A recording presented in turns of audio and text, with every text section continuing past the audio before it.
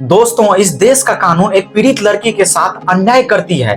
ये कहानी जो है सो आप लोग सुने भी होंगे और ना भी सुने होंगे, क्योंकि ये घटना आज से 6-7 साल पहले की है, 2017 की, जब एक 17 साल की लड़की उन्नाव के एक एमएलए कुलदीप सिंह सेंगर के घर जाती है काम मांगने के लिए, और वह एमएलए उस लड़की के साथ रेप कर देता है। और इस इंसिडेंट के 3 दिन बाद ही 3 लोग जो है उस लड़की को किडनैप कर लेते हैं और उसको ड्रग्स दे करके कई दिनों तक उसके साथ दुष्कर्म करते हैं। और फिर जब एफआईआर दर्ज की जाती है तो एमएलए के खिलाफ नहीं की जाती है, सिर्फ उन 3 लोगों के खिलाफ की जाती है, क्योंकि पुलिस जो है सो एफआईआर में एमएलए का नाम लिखती ही नहीं है। और कुछ दिन बाद जो है सो लड़की के पिता को एमएलए के भाई और उसके कुछ गुंडे जो है सो आकर के पब्लिकली उसके पिता को बहुत मारते हैं और उल्टा ही उन पर जो है सो कंप्लेन दर्ज करवा देते हैं। और फिर उसी दिन जो है सो उनके पिता को अरेस्ट भी कर लिया जाता है। इतना सब कुछ होने के बाद लड़की बहुत परेशान हो जाती है।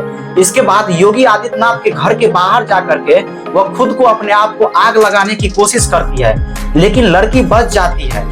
लेकिन उसके अगले ही दिन लड़की के पिता को पुलिस कस्टडी में ही मार दिया जाता है। जब इतना सब कुछ होने के बावजूद एमएलए को अरेस्ट नहीं किया जाता है और फिर एसआईटी बनती है और केस सीबीआई को सौंप दिया जाता है और फाइनली एमएलए के खिलाफ केस रजिस्टर्ड होता है और फिर एमएलए को सीबीआई के कस्टडी में लिया जाता है। भाई, इतना सब कुछ होने के बाद लड़की के साथ फिर एक और घटना होता है। लड़की अपने लॉयर और अपने चाची और मौसी के साथ एक गाड़ी में जा रही होती है, तभी एक ट्रक आता है बिना नंबर प्लेट का और उसकी गाड़ी को टक्कर मार देता है। उस लड़की के चाची और मौसी वहीं पर मर जाते हैं और कुछ टाइम बाद लॉयर भी मर जाता है और लड़की बुरी तरह से घायल हो जाती है। लेकिन इस एक्सीडेंट से पहले लड़की जो है देश के चीफ जस्टिस ऑफ इंडिया को एक लेटर लिखा होता है, जिसकी वजह से सुप्रीम कोर्ट ये केस दिल्ली ट्रांसफर करवा लेते हैं और फिर एमएलए और उसके साथी के खिलाफ केस रजिस्टर्ड होता है और एमएलए को दोषी करार दिया जाता है और उम्र कैद की सजा सुनाई जाती है। लेकिन अब इतने सीरियस क्रिमिनल को दिल्ली हाई कोर्ट बेल पर छोड़ देते हैं और उम्र कैद की सजा को भी सस्पेंड कर देते हैं।